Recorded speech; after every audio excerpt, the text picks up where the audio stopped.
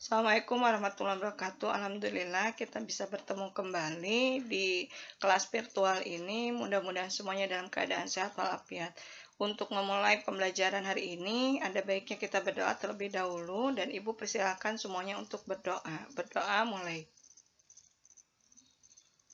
Berdoa selesai. Terima kasih, semoga apa yang kita lakukan hari ini mendapatkan berkah dan bermanfaat untuk kita semuanya. Nah, Ibu ingatkan kembali bahwa pertemuan kali ini kita akan membahas tentang pertumbuhan dan perkembangan. Kompetensi dasarnya adalah menjelaskan pengaruh faktor internal dan faktor eksternal terhadap pertumbuhan dan perkembangan makhluk hidup. Menyusun laporan hasil percobaan tentang pengaruh faktor eksternal terhadap proses pertumbuhan dan perkembangan tanaman. Sementara tujuan pembelajaran kita diharapkan setelah kita mempelajari pertumbuhan dan perkembangan ini, kita bisa mengidentifikasi bahwa tumbuhan itu mengalami pertumbuhan dan perkembangan. Kemudian kita bisa menjelaskan pertumbuhan dan perkembangan, dan kita bisa membedakan apa itu pertumbuhan dan perkembangan. Kemudian tadi kita juga akan melihat pertumbuhan dan perkembangan itu dipengaruhi oleh faktor internal apa saja dan faktor eksternal apa saja. Nah, sebelumnya kita lihat ini adalah peta konsep dari pertumbuhan dan perkembangan. Seperti tadi, berdasarkan tujuan, kita akan melihat pengertian dari pertumbuhan dan perkembangan. Kemudian kita akan fokus pada pertumbuhan dan perkembangan pada tumbuhan, bagaimana proses perkembangan dan pertumbuhannya. Kemudian kita juga akan belajar tentang faktor pertumbuhan dan perkembangan pada tumbuhan. Nah, kita mulai dari pengertian pertumbuhan dan perkembangan.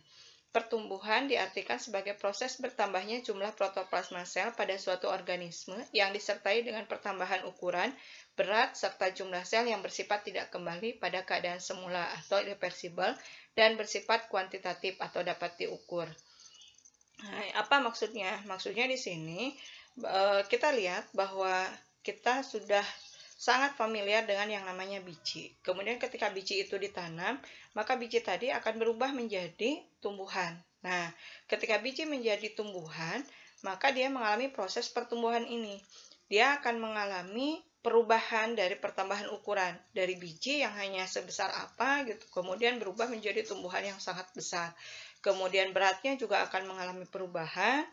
Kemudian jumlah selnya, jumlah sel dalam biji dengan jumlah sel setelah dia menjadi tanaman baru, itu juga akan mengalami perubahan. Dan perubahan-perubahan tadi itu tidak kembali. Artinya setelah jadi tumbuhan tidak bisa kembali menjadi biji atau yang kita sebut dengan irreversible. Nah, tadi semua perubahan-perubahan tersebut dapat diukur. Maka di sini pertumbuhan disebut bersifat kuantitatif. Nah, untuk mengukur sebuah tumbuhan, secara sederhana kita bisa menggunakan penggaris, meteran, ataupun alat ukur lainnya.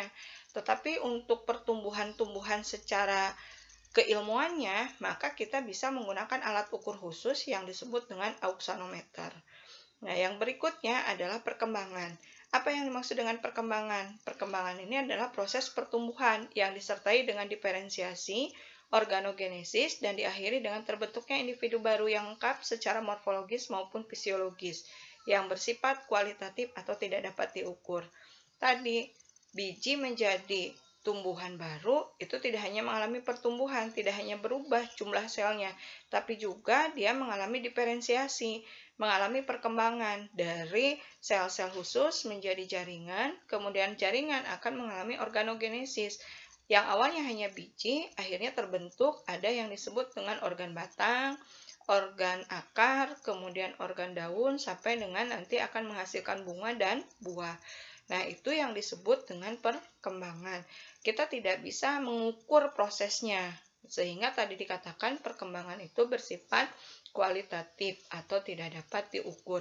Begitupun pertumbuhan dan perkembangan pada manusia. Itu sama pengertiannya. Pertumbuhan kita bisa ukur. Contohnya tinggi badan kalian itu adalah pertumbuhan. Nah, kalau perkembangan, kalian menjadi seorang yang dewasa. Dewasa itu tidak ada alat ukur khusus, sehingga dewasa itu merupakan proses dari perkembangan. Tumbuhan ataupun manusia tentunya akan mengalami dua hal ini. Jadi kita tidak hanya pertumbuhan saja, tidak hanya tumbuh saja, tapi akan diiringi oleh perkembangan. Tidak ada proses pertumbuhan tanpa adanya perkembangan, tidak ada perkembangan tanpa adanya pertumbuhan. Jadi kedua-duanya akan berjalan secara bersamaan.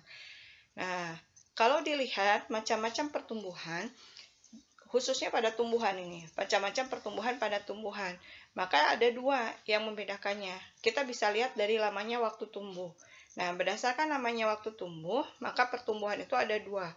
Ada pertumbuhan terbatas, kemudian ada pertumbuhan tidak terbatas.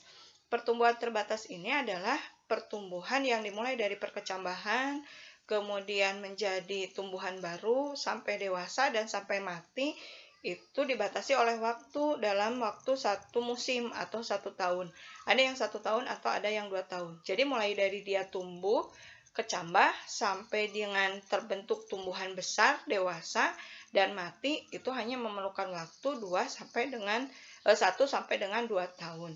Nah, kalau pertumbuhan tidak terbatas, ini adalah proses yang tadinya, proses perkecambahan, dimulai dari proses perkecambahan, kemudian tumbuh menjadi tumbuhan baru, dewasa, sampai dia mati, itu tidak dibatasi oleh waktu musim. Jadi kalau yang ini bisa disebut dengan tumbuhan musiman, kalau yang ini tidak. Tapi tetap ketika pertumbuhannya sudah mencapai waktu maksimal, batas maksimal, maka dia akan tetap mati. Artinya tidak terus tumbuh, hanya waktunya yang ini 1-2 tahun, yang ini lebih dari 2 tahun. Nah, kalau berdasarkan sel-selnya, sel-sel meristem khususnya, maka pertumbuhan itu dibagi menjadi dua. Ada pertumbuhan primer dan ada pertumbuhan sekunder. Pertumbuhan primer itu adalah pertumbuhan yang terjadi pada titik tumbuh primer. Biasanya dia akan menghasilkan panjang tumbuhan. Jadi akarnya menjadi lebih panjang, batangnya menjadi lebih tinggi. Kalau di iklan ini adalah tumbuh ke atas. Nah, kalau yang ini pertumbuhan sekunder. Nah, kalau pertumbuhan sekunder adalah pertumbuhan yang terjadi pada titik tumbuh sekunder, di mana dia akan menghasilkan diameter dari batang yang lebih besar. Nah, pertumbuhan primer itu biasanya dialami oleh tumbuhan-tumbuhan dari kelas monokotil. Sementara pertumbuhan sekunder itu dialami oleh tumbuhan-tumbuhan yang masuk ke dalam kelas dikotil, karena mereka memiliki titik tumbuh sekunder tadi yang kita sebut dengan kambium.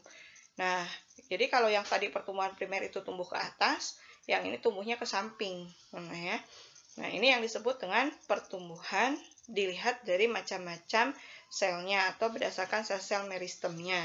Kemudian, pertumbuhan dan perkembangan tumbuhan itu terjadi melalui 3 fase. Fase yang pertama disebut dengan fase pembelahan sel. Kemudian yang kedua nanti akan terjadi fase pertumbuhan ukuran daripada sel, dan yang ketiga akan mengalami fase pematangan atau diferensiasi sel.